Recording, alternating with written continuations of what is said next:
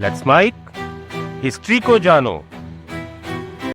छत्रपति संभाजी महाराज, जिन पर हाल ही में बनी मूवी छावा, उसने लोगों के मन में संभाजी महाराज के प्रति न सिर्फ सम्मान को बढ़ाया है, बल्कि लोगों के मन में कई सवाल भी खड़े कर दिए हैं। पिछले कुछ वीडियोस में मैंने ऐसे ही कई सवालों के जवाब देने की कोशिश की, जैसे कि ये वाला वीडियो जिसमें मैंने ये बताने की कोशिश की कि आखिर उनको धोखा देने वाला गद्दार था कौन। ठीक ऐसे ही इस वीडियो में मैंने संगमेश्वर की कहानी बताई थी, जहां उन्हें धोखे से कैद किया गया था और उस जगह की हिस्ट्री बताई थी। लेकिन ये सवाल फिर भी छोटे हैं इस प्रश्न के आगे कि आखिर संभाजी महाराज 40 दिनों तक कैद में रहे। हर दिन उनके ऊपर टॉर्चर होता रहा, ऐसा भयानक टॉर्चर जिसे सुनकर किसी की भी रूह कांप जाए। लेकिन फिर भी संभाजी महाराज को बचाने कोई क्यों नहीं आया। जिन मराठों के लिए कई कहानियां प्रचलित हैं कि लाखों मर जाएं लेकिन लाखों को संभालने वाला जिंदा होना चाहिए, यानी कि छत्रपति, वही मराठा तब कहां थे जब संभाजी महाराज की आंखें फोड़ी जा रही थी, या जब उन्हें जोकरों जैसी ड्रेस पहनाकर घुमाया जा रहा था। आखिर मराठों ने छत्रपति संभाजी महाराज को छुड़ाने की कोई कोशिश क्यों नहीं की, और अगर कोशिश की गई थी तो उन्हें बचाने में मराठा कामयाब क्यों नहीं हुए। आज इन्हीं सवालों का जवाब आपको इस वीडियो में, हिस्ट्री कनेक्ट के वीडियो में मिलेगा, तो वीडियो को इन तक जरूर देखिएगा, क्योंकि अपना इतिहास नहीं जानोगे तो खुद को कैसे पहचानोगे। औरंगजेब और संभाजी महाराज के बीच की जंग साल 1681 से ही शुरू हो गई थी, जब संभाजी महाराज छत्रपति बने थे। संभाजी महाराज और दक्कन में उठती ताकतों के चलते ही औरंगजेब ने दक्कन की ओर खुद जाने का फैसला किया था। साल 1683 में औरंगजेब अहमदनगर की ओर आगे बढ़ा। यहां उसने अपने बेटों शाह आलम और आजम शाह को 2 टुकड़ियों का इंचार्ज बनाया। इसमें शाह आलम गोवा में घुसने और उत्तरी कोंकण की ओर बढ़ने में कामयाब रहा। उनका इरादा मराठों की राजधानी रायगढ़ पर कब्जा करना था, लेकिन मराठों ने मुगल सेना की सप्लाई लाइन को काट दिया, जिससे यह हमला नाकाम हो गया। इसके बाद रायगढ़ पर कब्जा करने की एक और कोशिश नाकाम हुई, जब मराठा कमांडर हम्बीर राव मोहिते ने मुगल सेना को सफलतापूर्वक खदेड़ दिया। इस बीच औरंगजेब ने बीजापुर और गोलकुंडा दोनों पर जीत हासिल की। इससे हुआ यह कि वहां की सल्तनत समाप्त हो गई। इसी बीच संभाजी के साथ धोखा हो गया, जिसके चलते मुकर्रब खान ने संभाजी महाराज को फरवरी 1679 में पकड़ दिया। फिर संभाजी महाराज को बहुत ही ब्रूटल तरीके से टॉर्चर किया गया। उन्हें अंधा कर दिया गया, गर्म लोहे से दागा गया, लेकिन उन्होंने धर्म परिवर्तन करने की बजाय मृत्यु को स्वीकार करना ज्यादा पसंद किया।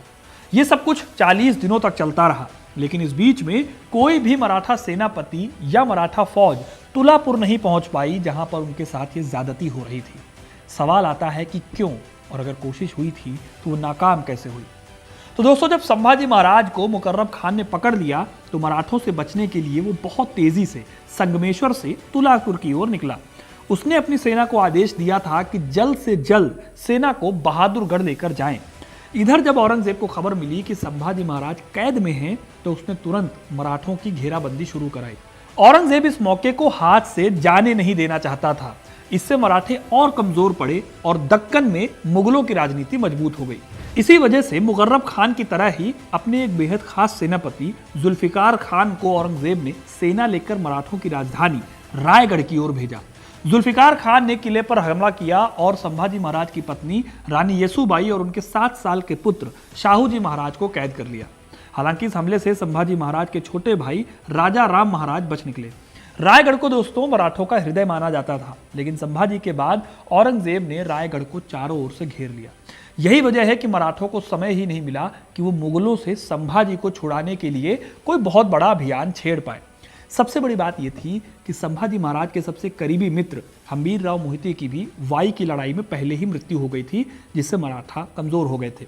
फिर भी जो बेहद ताकतवर मराठा सरदार थे, जैसे कि संताजी घोरपड़े, रायप्पा महार और खांडो बल्लाल चिटनीस, ये सभी अपने अपने मोर्चों पर मुगलों के खिलाफ लड़ाई लड़ने में बिजी थे। जब तक उनके पास संभाजी की खबर पहुंची, तब तक काफी देर हो गई थी। मुगलों ने हर जगह पर इस टाइम तक नकेल कसनी शुरू कर दी थी।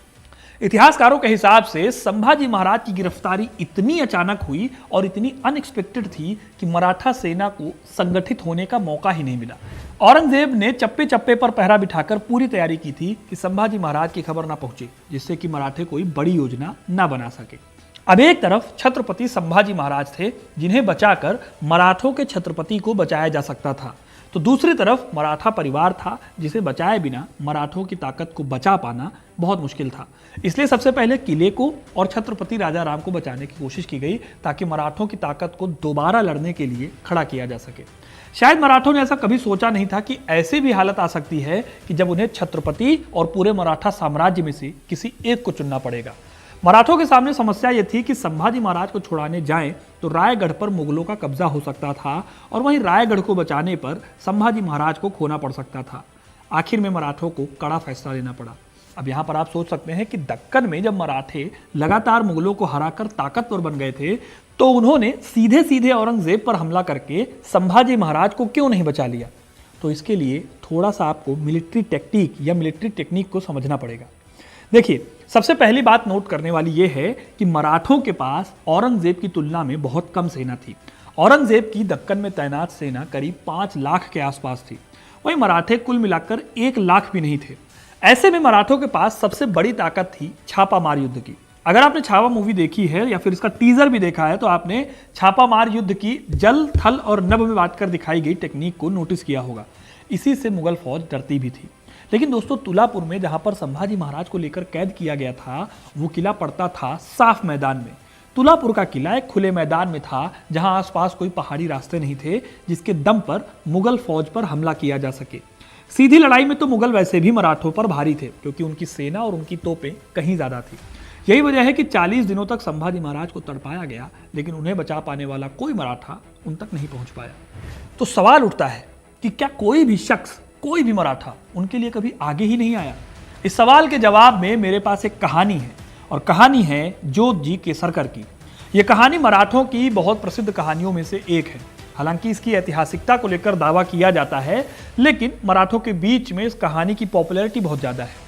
जोत जी केसकर दरअसल संभाजी महाराज के अंगरक्षक या बॉडीगार्ड थे।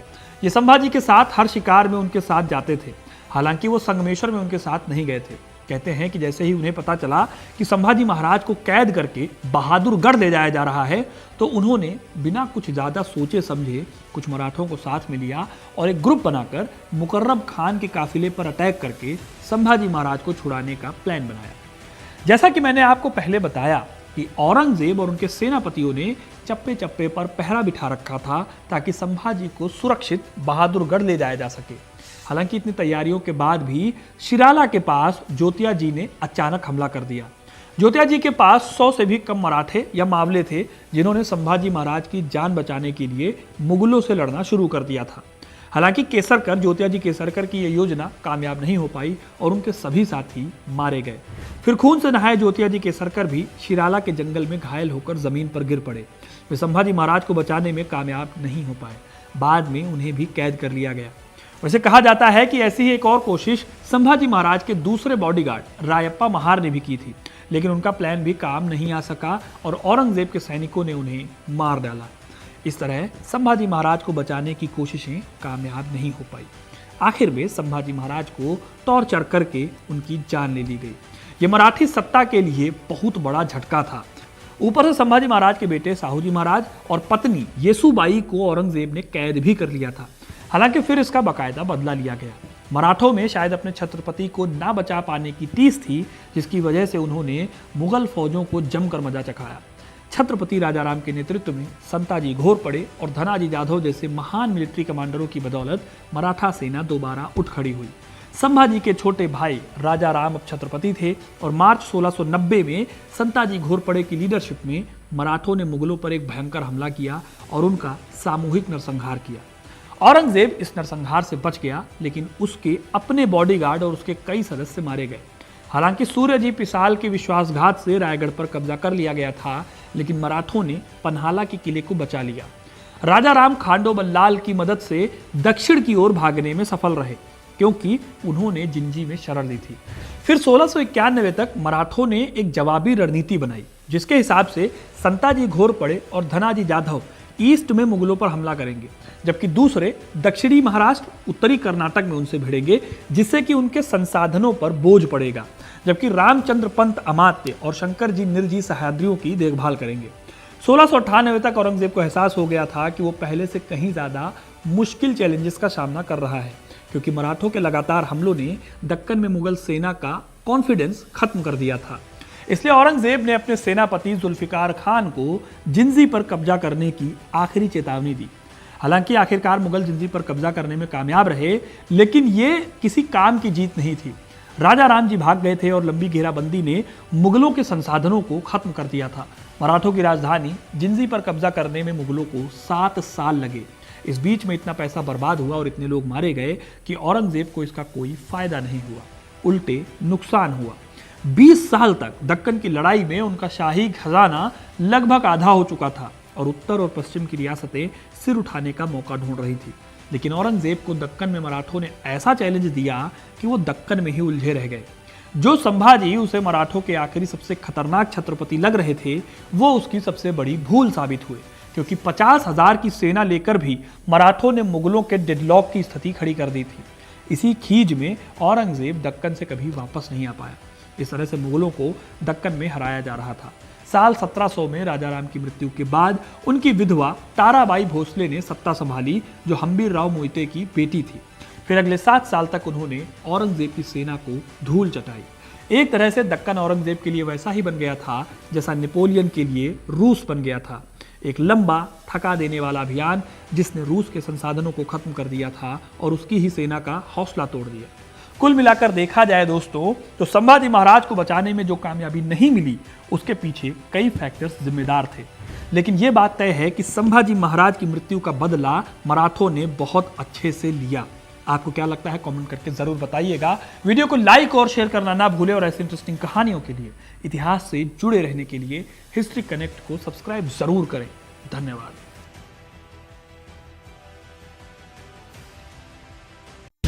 आप सुन रहे थे let's mind more than radio. Follow कीजिए हमें हमारे सोशल मीडिया प्लेटफॉर्म्स पर।